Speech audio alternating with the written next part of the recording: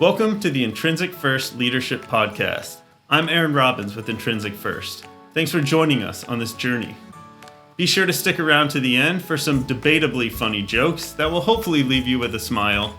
And don't forget to like and subscribe to stay up to date on our latest episodes. We're here to support you, and we'd love to hear from you. So drop us a comment below or reach out to us directly at info@intrinsicfirst.com. Ready to dive into the world of leadership? Let's get started.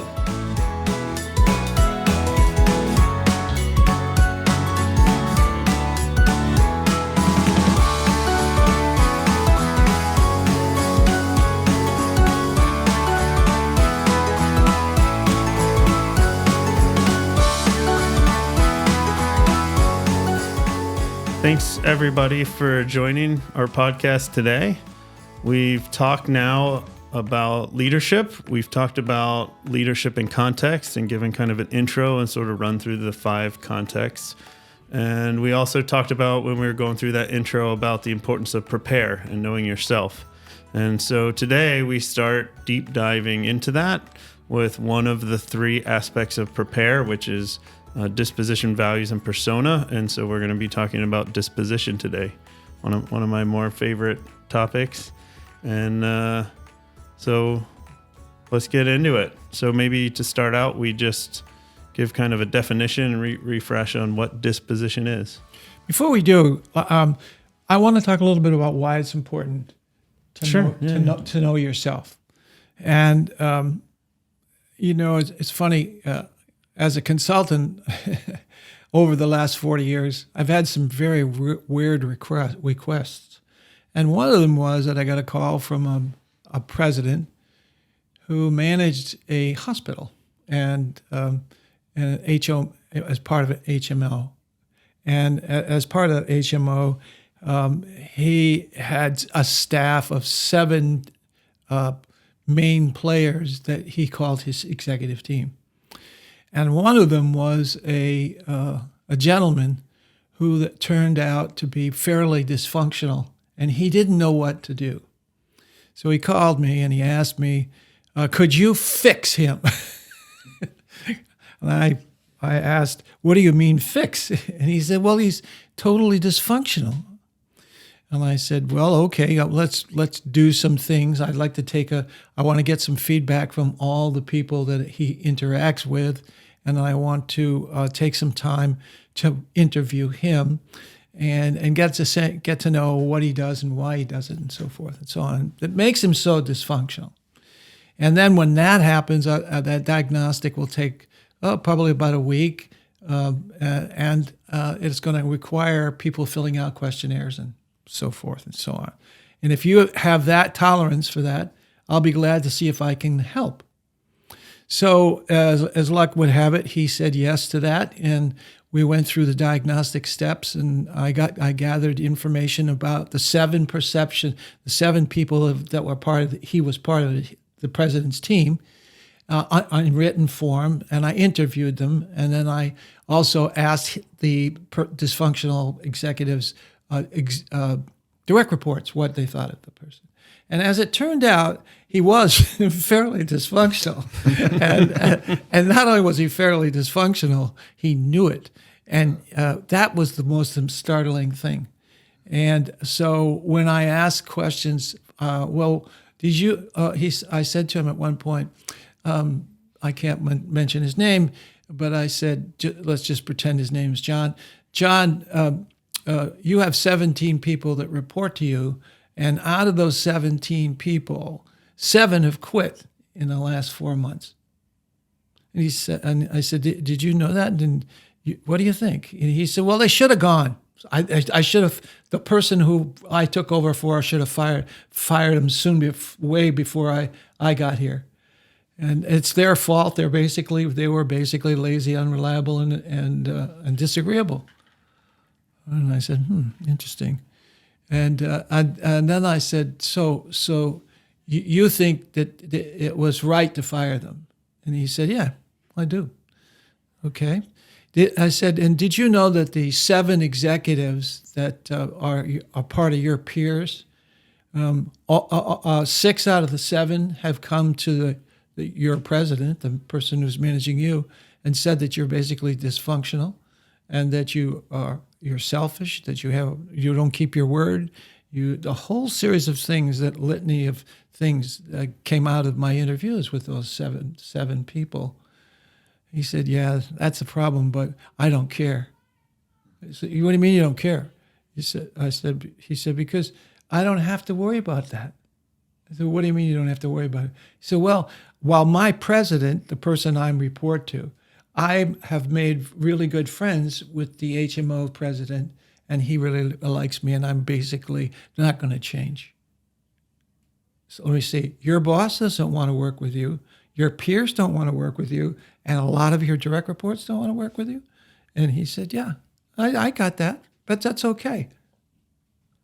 "Why you don't want to change?" "Well," he said, "because I don't have to. As long as I'm doing what I should be doing by the HMO president point of view, I'm fine." It's crazy. Now the question is, why wouldn't somebody want to change? What are some of the things that cause people to dig in their heels, even when they're getting information that says I'm dysfunctional? And almost all, what's with that? There's no accountability there, or at least, yeah, there's no accountability. There's no reason to change for him. He's by his presence definition, he's successful. Okay, so I hear that, but what's wrong with change? I mean, if you're not getting the results you want, let me just ask you, and this is not a fair question, John, but and you don't have to answer this if you don't want to, but how is your relationship with your children, your older children? He said, "Well, I am having a little problem with my oldest son." Okay. How are you feeling about that? "Well, I'm bringing him up the way my parents brought me up, and I personally don't see any reason why that kid is just not getting the message, not getting the message." Okay. And so, John, I was brought in to see if I could help you. And I take it what you're saying is, no, you don't want to change, and you don't need my help. And I said, "Well," he said, "that's correct." And I said, "Well, okay. If you feel that this will never catch up, this dysfunctionality will never catch up to you, then I wish you good luck, and I hope you have a good a good tenure here with you." Now, I'm telling that story because it's the idea. I don't think he sees himself and the things that he's doing as, one, dysfunctional, but more importantly, that he doesn't. There's something within him that says who I am is fine, unless it catches up to me. So let's talk about dysfunctionality, but let's talk about the idea of what makes people dysfunctional. What causes people to be not versatile in their behavior? Because the things we're going to be talking about, I want you to begin to change. I want you to see change. I want you to see that leadership is the process of change, of self-change before others people, and you require it. You know, it's funny that Gandhi, a woman came to Gandhi and asked him if he would do her a favor and talk to her 12-year-old son, who was eating too much sugar in his diet, ruining his teeth, and ruining his whole disposition, because obviously sugar gives you a lot of energy, but also it's random in a sense. So, and Gandhi looked at her and didn't say much. And then he said, it took him about 15 minutes to just sit there and think about that. She was nervous because she thought he insulted her.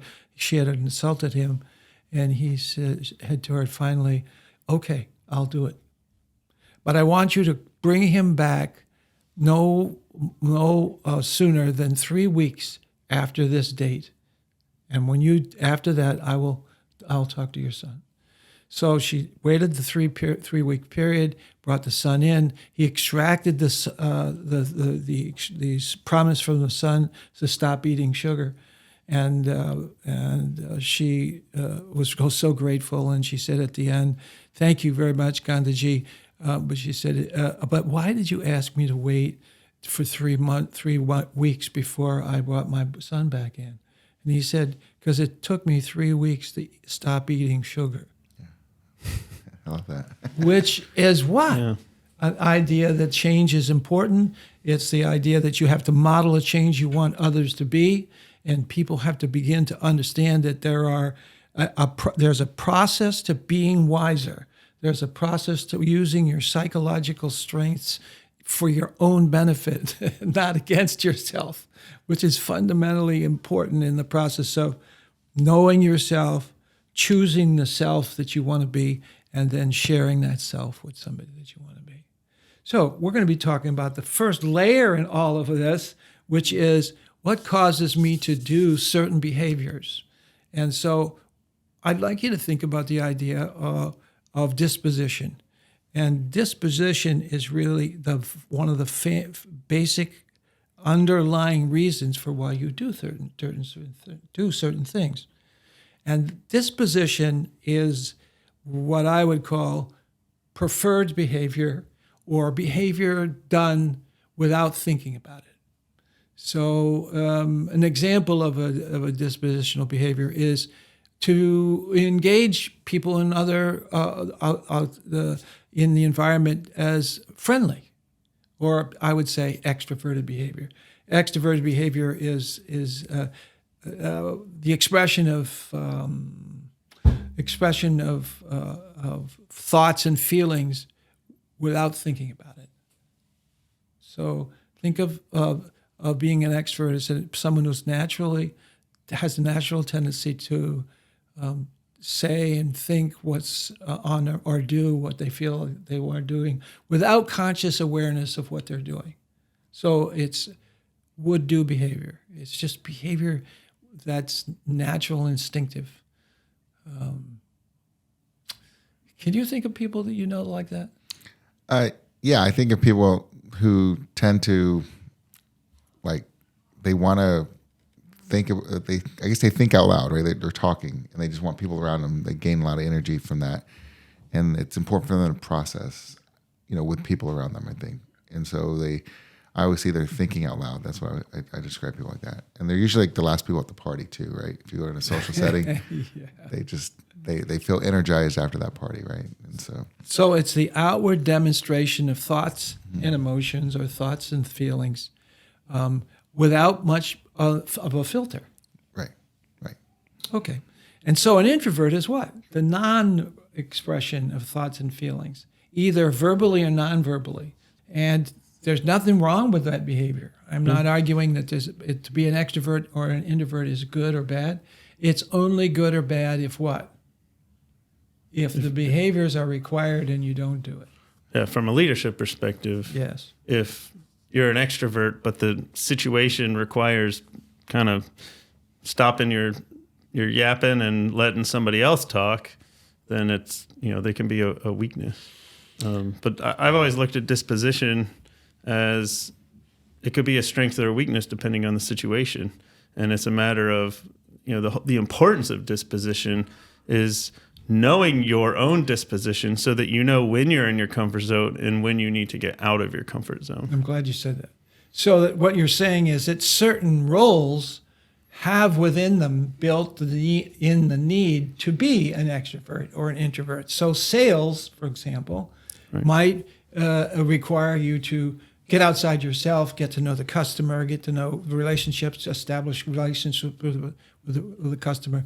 So there are certain roles that are by nature fit or need to have a certain dispositional fit.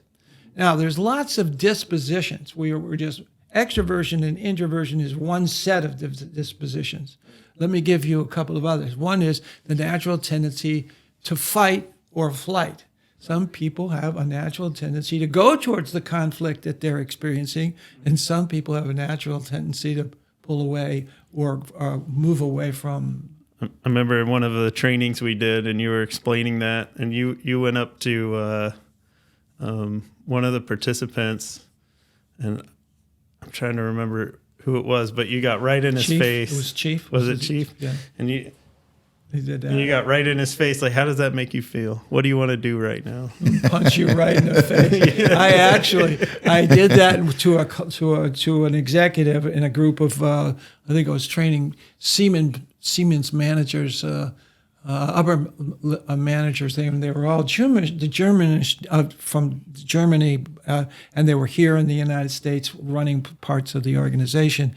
And I happened to do it to a very quiet, big executive in which I just did that. I went up and I stood up and I got in his body space, which is closer than 14 inches. Right. And he stood up and he said, "Move away." But that was not withdrawal. No, that's a fight response, right? That's right. Flight would be he's backing down. And, Exactly. Yeah. Exactly. So flight is another one of those dispositional things that are generated. And if you can spot fighters, you can fight. They're very, very prominent. Now, especially usually, at the bar, right? yes, and with a little bit of looseness in all of it. But the point really is that there are some very specific dispositional polarities, I'm going to call them that one, fight, flight. I think there's 8, if I remember right. Yes, that's right. There's our 8. Thank you very much. Yeah. So can you think of a couple of others? Yeah, there's risk taking versus risk assessing. Right. One of the ones I think of a lot, which I think is very relevant to the DISC model, is accepting and controlling is another big one. That's where I wanted to go next. Yeah. I'm glad you brought that up. Controlling is the tendency to want to act on your environment, to change it to meet the inner needs you have. Right. Versus to accept what the environment gives you and use it to meet their inner needs. When I teach the dispositions or the modes of response, is what they call them in your book. The example I use for accepting and controlling is a personal one of mine because I'm an acceptor for the most part. I can be controlling if I need to, and especially like in certain work situations, I can definitely get controlling if there's certain things I want it to be a certain way. But in general, if I'm out at a restaurant and a waiter or waitress brings me what I ordered and it's not what I ordered, I'll make do. You'll do it. Even if I'm allergic. Okay. Like, I forgot to order without avocado because I can't eat avocado. Nah, I'll just pick it out and I'll deal with the stomach ache. Like that is, so hyper accepting. But a controller would be the opposite. This food is wrong. Yeah, and take it right now or I'm going to put it in your... Yeah, like really controlling, they wouldn't even care if they're being rude about it. But get rid of this. So yeah, it's hard, But I have a general question when we talk about disposition, because like when you take the DISC profile, it's basically giving you a snapshot of, and my question is, can an individual's disposition change based on what the perceived situation is? Like, what's my disposition at home versus my disposition at work? Oh, I love your question. There's so many things that you just brought up, and I'm glad you asked that one. First of all, let me say that I'm asking you to become versatile. I'm asking you to be a controller when you want to or have to be, or an acceptor when you want to or have to be. To not feel pinned into it, because the issues of disposition is non-conscious until you make it conscious. Right. So one can be very versatile in the capacities we have to call up certain behaviors that are needed. So let's go back to the idea of the salesperson who's he's an introvert or she's an introvert. You could see that if they're not versatile and they can't live with the versatility that they're given, they become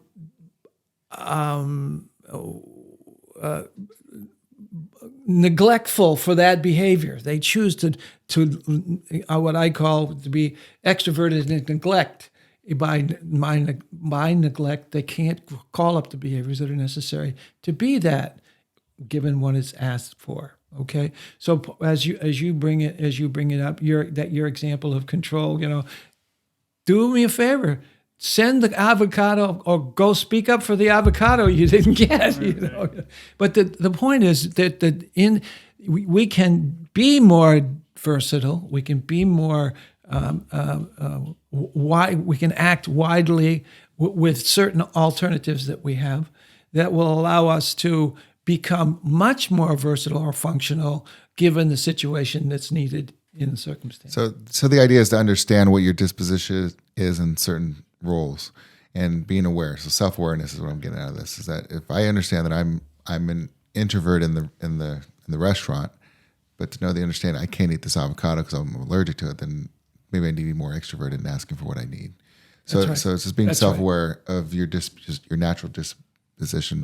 But I do think over time disposition can change, right? And I also think that your disposition can be stronger or weaker depending on the situation you're in. So you may be a little bit different at home than you are at work, because a lot of disposition, it's not just your personality of your traits of how you were born. It's also a factor of the environment and how you grow and the habits that you build. So you could have different habits that are more associated with work than are what is associated at home. And so there's variation, but I think, and Drea, what are your thoughts on, there's still that kind of foundational at a given time, right? Maybe in 10, 15 years, you're growing and adapting, and you can certainly become more flexible, but there's still just that foundational where you're at today disposition of I'm more or less or in the middle on a spectrum for each of those modes. Yes, I agree with you. So the trick is to become conscious about the polarity that you're in at a particular point in time. I know I'm in an extroverted, introverted. Oh no, don't make me go to that party. I don't want to go to that Halloween party and get all dressed. No, right. Don't drag me to the... Jimmy took him an hour to convince me to go to a networking event by myself, and I still didn't go by myself. I went and dragged a coworker. Please come with me. I don't want to go by myself, but I know I need to go. It wasn't your typical networking event with a bunch of suits around either. It was a bunch of women. I think it was a women. Yeah, it was a women's event. I didn't know anybody except for Jennifer.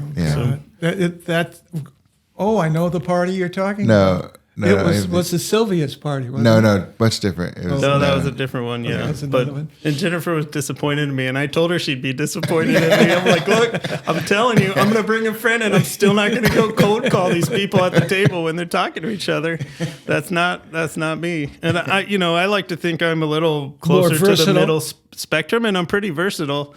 But I still understand I'm more introverted than I am extroverted. Yeah. Well, let's stay with this one more thing, because underlying this this idea of disposition is the awareness that disposition is unconscious, and so oftentimes you slide into a comfortable position of what you either being accepting or an introvert or whatever it is that we're talking about, and you don't know this, but it's in many ways an appraisal that you're making about what you're feeling, and that feeling is often without control.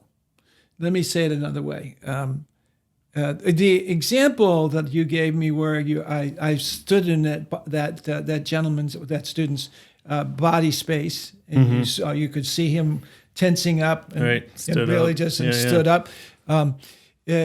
That is a fight flight, a built-in systems response. It's a physiological disturbance. It's actually someone's adrenaline just being stimulated. Right, chemicals going on in the body. Yeah, absolutely. When that happens, it's very hard sometimes to get it back into the mind of, okay, relax. Really, this situation does not require this. It doesn't have to be that way. I can do something else. And you're very stiff at it if you haven't been working to do something different.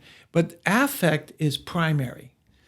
Affect is primary. Now, affect is really a feeling, a sensory feeling. Like your palm starts to sweat. You blush. You flush. You can feel the tense. All kinds of stuff that goes on to it. Which, by the way, we in some societies are taught to avoid that or to not even acknowledge it, suppress it. Right.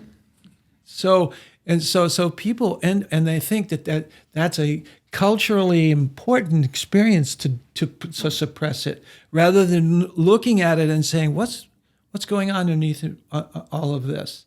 So there is a primary non-rational experience that comes with some of the dispositions that you might have to do in a certain way. Obviously, fight, flight is a classic example of it, but so is extroversion, introversion. So I guess by bringing awareness to your disposition, so when you start to feel something going on, and by labeling it, by bringing language to it, you kind of pull yourself out of that part of your brain where you start to be able to cognitively think about what's going on, and then you can adjust your behavior accordingly.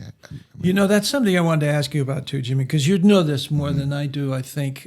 You've done a lot of coaching, and you've watched people and trying to work with them to build skills, physical skills, right, or hand-on-eye coordination skills and that kind of thing. And there's this thing called the zone. Right. Can you speak to that for just a minute? Oh, that's like flow. We're talking flow, right? You talk about in sports as being in the zone. I think music, it's like being in the pocket. I think it is something like that. So the idea is that you're not even thinking. That's it. There's no cognitive thought. You're just doing, and there's lots of different characteristics that come with that state of mind where you kind of lose track of time, as an example. And there's lots of studies out there about how do you get into the zone, and I think. Professor Chick Semihai, who's recently passed, has a whole discipline on it, and what are the different states to get to flow state, and how you increase the probability of getting there. Because once you start thinking about, am I in flow, you're no longer in flow. That's where I wanted to go with it. That's exactly the way I wanted to go with it. Because it takes a little bit of cognition, or what I would call logic, what I would call logical thinking, to be able to either work your way out or in, or whatever you're doing. But the point I'm trying to make is the difference between affect and cognition. Yes, and so it's that thinking. So affect. It's just that sense of feeling that you have that comes from within inside. And I think, are you tying disposition to affect? Is that what I'm hearing? That's where I'm going with it. Okay. That's where I'm going. I want you to realize that initially you have to go to the cognition to change your behavior in the beginning. Be conscious. And be conscious of what you're doing. Yes, which makes it even more. It takes you out of whatever flow you would be in, and sometimes short circuits your spontaneity, which makes it then more authentic and more real for you, that you can do it. So, go ahead. So do you think there's a difference though between like flow? When I think of flow, I think about you have the skills. You're highly skilled at whatever the task is, so that you can kind of go into that unconscious sort of. I'm not even aware, and time's flying by, and I'm just rolling with it, as opposed to disposition, which is more about how you react with stimulus or external situations that come up, and how you're going to react to that. Obviously, situations are happening in flow, but it's you're doing a task as opposed to like change, I guess. Do you know what I mean? I was almost there. I think. Can you say a little bit more about that? So, flow and disposition are different. Yes. Obviously, right? The similarity that you're talking about is that they're similar in terms of affect. It's unconscious. And flow is unconscious, and disposition, when you're acting in your disposition, it's the unconscious piece. Exactly. So well said. But the action of being in flow is more about leveraging the skills that you've developed, the habits that you've developed to do a particular task, where disposition, I think, is more about trying to describe and understand what those default reactions are that you have when you're in a situation of change. Yes, absolutely right on. So let's take an example. Let's put it to apply it in a leadership circumstance. I'm going to give you an example. Let's say, for the sake of argument, that you've got a direct report in front of you who is an extrovert, and they are now, let's say, something emotionally. Maybe they had a death in the family, or maybe they had an accident, or they're in a downward spiral emotionally, and they're outwardly expressing that to you as their leader. And your natural tendency, one, is to be an introvert and to suppress feelings that you have for yourself. And better yet, you want to keep away from the feelings that they're there. And so you say, "Oh, gee, Jimmy, that's terrible, isn't it? Listen, did you follow up with change to the task? Yeah. Let's not talk about that. That's okay. Now the question is, if I'm an introvert, number one, and I'm an acceptor, number two, I'm basically going to be very quiet and not wanting. I want to get out of this. I want to get away from it. I don't want it to be. That's tough. Now the extrovert thinks you don't care. Well, yeah. You're not responding to me. I know you didn't like me right from the beginning. No, but that's the importance of knowing yourself. And it is, but the point I'm making up is that you're in a decision-making process that says, do I want to be effective with this person? How can I do that? You don't make me tell you how I feel about what you're feeling. Don't make me, So it's a whole series of mismatched tendencies that make the situation rather awkward and difficult, and then you're in a process of Drea. You're telling me as my coach that I have to begin to enter that. That's what I'm saying. I mean, I managed a bunch of engineers recently, a little over a year ago, and a lot of them are introverted. And there's always this discussion: do you want to be in a management role? Because at some point in their career, they have to decide: do I want to be a subject matter expert in engineering, or do you want to go down this path of dealing with people? And a lot of them don't want to do that. They want to be that subject matter expert. But some of them struggle with that because they want the growth. Yes. And sometimes they only see the growth path through the management piece, as opposed to the subject matter expert. So they think they want it. Yeah, and it's an interesting conversation, and always I don't know where it's going to go when I have it with each different engineers, and some know I don't want to do that. I just want to go work on my computer and not have to deal with people. And that others do challenge themselves and go for that growth. But that's a great. Yeah, well, that's where you can see we haven't talked about values yet. What we're talking about is this idea of disposition, and that's where we're starting to. That's where I'm challenging. I want managers to realize that since leadership is a behavior.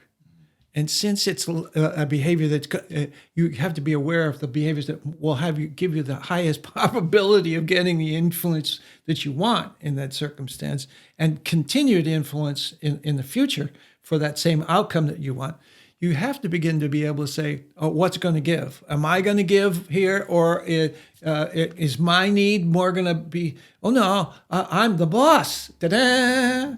And I can, so all of a sudden now role behavior becomes important. So values begin to become important. And then on our next session, we're going to talk about the values and the implication of, is the manager values driven or disposition driven? And I think that's a great transition because we're already running pretty long. So this is a long podcast. I don't know, we may split it in half, but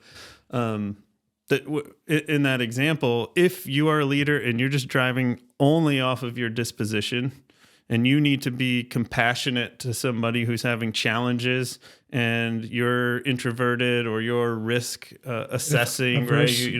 You're risk averse, then you're not, if you only go by your disposition, you're not necessarily going to do that. But the reality is that that's not the only piece of who we are, right? There's the values, which is the compassion. Well, I have a value of compassion, so I'm going to get out of my comfort zone. And I'm going to now actively listen, and I'm going to, take interest in this. And so that is I think a great lead in. to the next podcast, where we're now going to kind of transition it into the values and how the values play into this in combination. Yeah, but we can't leave yet. We can't. Oh, I know. Come on. You're the joke police. I'm the joke Jimmy's police. the but joke police. I got called out last time. joke. So somebody else give a joke. I really don't have one that's really appropriate for this audience. Have you got something? We can bleep something out, maybe. Bleep something No, out. I think you got to had go. one this. What was the one this morning? The ant. About the squirrel. Oh, the sure. ant. Sure. these animals- Do you Or the know ant. what's difficult if you have? You know, one of the problems of being a really good pet owner, if you have ants, is putting the leash on. I don't know. Can I tell the squirrel joke? Go ahead. Yeah. Yeah. Go tell it. Again, please. Did you hear about the diet that the squirrel went on? The new diet It was a new diet. for the squirrel. Yeah. Did you hear about that? No, what is it? No? Yeah, it was just nuts. Wait a minute, that got a better. I want to. I did the same. Oh, you got to tell a bad joke if you want. Well, why do the fish? Why do they always sing out of tune? Because you can't tune a fish. Can't tune it. No.